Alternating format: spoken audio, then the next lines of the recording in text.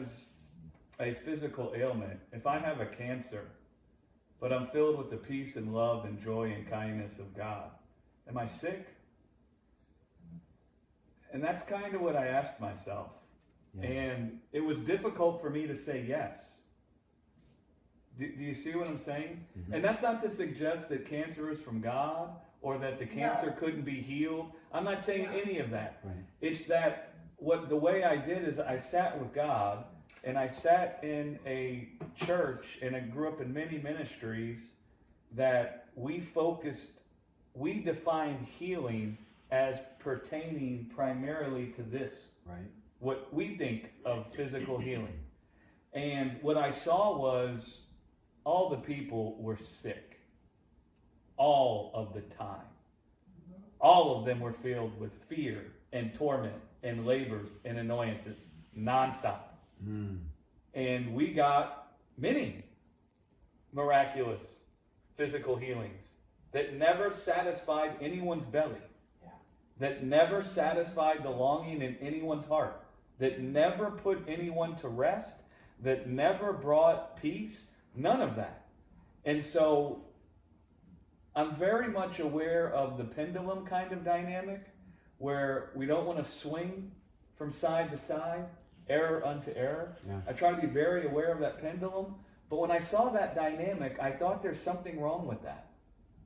That all these people were still sick, and I mean sick in the heart. Right. Do you see what I'm saying? Mm-hmm. And so then I started just considering maybe healing is much more broad than I thought. Mm-hmm. Right? And well, I understand what you're saying, that the most important thing is the healing of our heart. And I'm not even trying to describe it that way.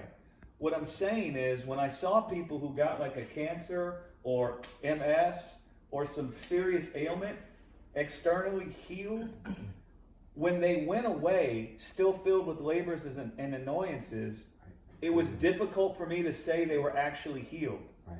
But on the other side of it, if I saw a person that had some physical ailment and they were filled with the peace and the love and the joy of God, I don't know that I still thought of them as sick. Mm-hmm. Does that make any sense? Mm-hmm. And so then I sat with that dichotomy where I said, what is healing primarily talking about? When the scriptures primarily talk about being healed, what is that primarily referring to?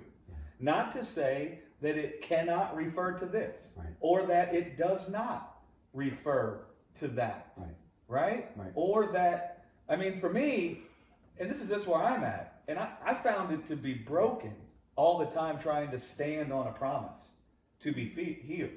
What I find is much more powerful is just being intimate with what it means that sin and death was conquered, and filling people's imaginations with that they've been divorced from sin and death, right? And praying from that foundation. That doesn't mean that it's cut and dry for every person. But I'm saying I lived in the life of standing on promises, right? And now I live in the... I understand what you're saying, Greg. All I'm saying is some people are not at the place where they really know the Lord. And like today, I just got a call from